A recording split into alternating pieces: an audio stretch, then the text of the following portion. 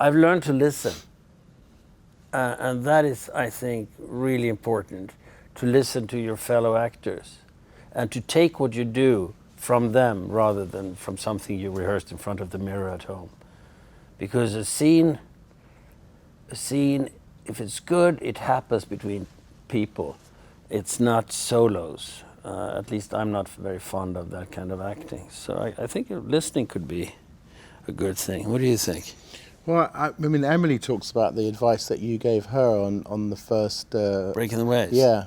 What was that? It was something about whatever you have planned, whatever you think you're going to do, let it go.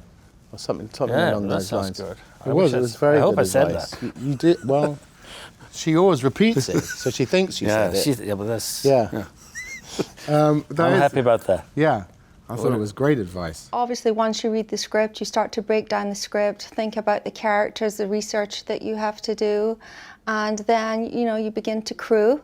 Depending on the job, if it's a period job or it's a job where you're sourcing and it's not made to order, then you look for the crew that's specifically for that job, whether it be tailors, researchers, assistant designers, supervisors, or buyers if it's a sourcing job. Oh, wow. I was a fitter on a film called Starsky and Hutch, and it was a period show. It was 70s, loosely based, and I was allowed to dress about 3,000 people for 6 months, and I just fell in love with it after that.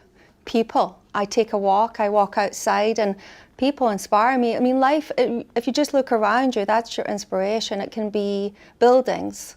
It can be anything like that, nature. Essentially, your actor is the canvas, and so if they, really what you're giving them, the costume is the tool for them, one of the tools to help them do their job and find their character, and if they're not comfortable, then it's a no-go for me.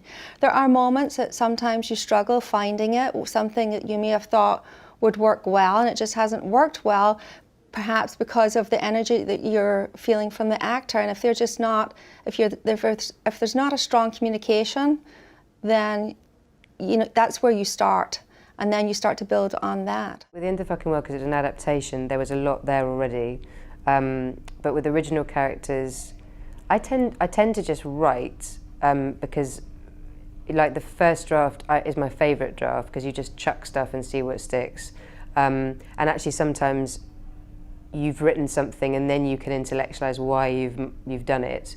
I don't do lots of thought. I don't think a lot about motivation or structure at the beginning. I just tend to write and then work out what I've got and then kind of reverse engineer stuff, I suppose. And some characters, sometimes you overhear a bit of conversation and that sets a very clear picture of what someone could be, and it's just stolen from real life and you've, you know, heard someone saying something. And other times, I think you tend to sit with the idea of a character. Again, I find music really helpful. You think of the music they might listen to or what would work in a show or a film about them. Occasionally make notes and then write lots of dialogue that you might drop. It's just, you know, the more I have, and then you kind of try and winnow it down and finesse what you have. But again, the thing about Peaky Blinders, people will talk about, oh, it's action-packed, it's amazing, but it is driven by Stephen Knight's remarkable characterizations. And again, what's it like trying to cut away from the action down to the quieter scenes, of which there are many in each episode?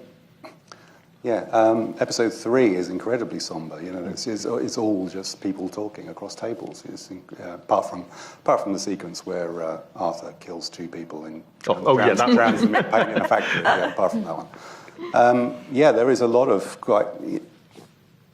I suppose I was quite nervous about doing Peaky Blinders because I wondered whether my style would sort of fit this sort of house style, which there have been obviously across the last sort of 3 series there have been 6 or so editors, and they've all brought their own different styles to it, but it feels sort of a piece. You know, it feels sort of unified. The way I like to approach things and the way that editors that I assisted when I was an assistant sort of taught me to do is to try and tell the story in the most simple and elegant way possible. And that suits those more somber scenes. You know, it's sort of I don't like when you see editing where the pace is trying to be forced. You know, you do have a lot of control over the sort of rhythm and the pace, and you can tell if something is being amped up in order to create a sort of an effect. But you know, it was a relief that everybody liked what I was doing. But yeah, in those, when you're working with sort of incredible performances like with Helen McCrory and Cillian Murphy, you just it's a joy. You know, you just have to let them do their thing. So yes, it's nice to have that contrast, though. It's nice, you know, you need those sort of light and shade. So to have that, you know, these sort of two tent poles in that episode, where you've got this incredible sort of ballsy shootout at the start and sort of the doom-laden foreboding at the end. It's sort of you can forgive a little sort of characterization stuff in the middle. They're not costumes; they're clothes that the actors wear in their roles, and they have to express what that character is going through at any given time. And sometimes that character can't verbally express it, but it can visually express it.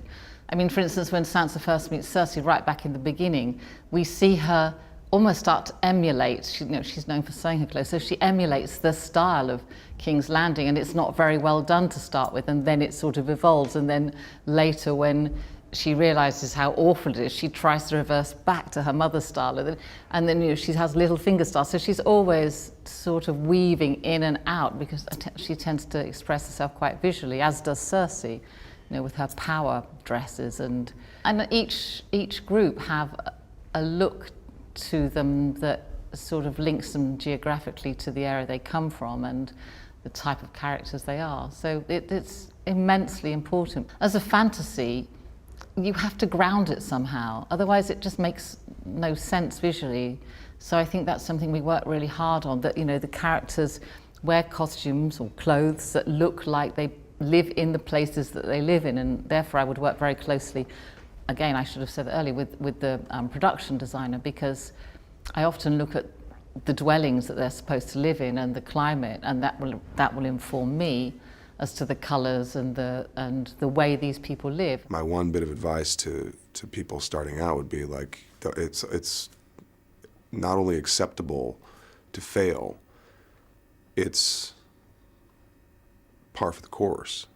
You must fail to succeed, and it's part of being an actor, and it's taking risks and not being afraid to fail and being able to bounce back and being resilient. All of those are really wonderful parts of being an actor and make you better.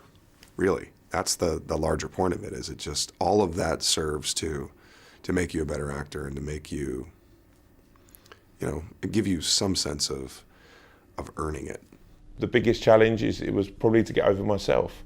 I think that I probably made excuses, and people do. I think I didn't push myself quickly enough, maybe to write scripts. I sort of, maybe that was the harshest thing, was not back in who I was, my voice, where I came from. Sometimes I'd conform to the surroundings that I was in, and I'd sort of, I guess I'd sort of play a version of the person I thought that would sort of push me further in this industry, and actually to then back yourself and know who you are, and a sense of self is everything in this industry. Whether you're an actor or a writer, for quite a long time you can be in the mind of someone else. So when you close those doors and you're you, and you have to sort of be at home in that person. So I think the hardest thing was sometimes battling that, and also I left a job that I knew from a young age that I got paid at the end of every week. I knew that up until 60 I probably would have been doing the same thing day in, day out. So to then go into a world where that's not happening. You got, sometimes you've literally got £5 in your pocket and that's everything. You're like, oh shit, where am I going to get my next bit of money from? Where's the next bit of work coming in? That's scary, and you have to really then push yourself, push that work ethic, push that. There's no excuse not to be gigging, not to be writing. There's no excuse not to be knocking down doors and going, not literally, and pushing yourself forward. So I think that was probably my biggest thing was learning to back myself.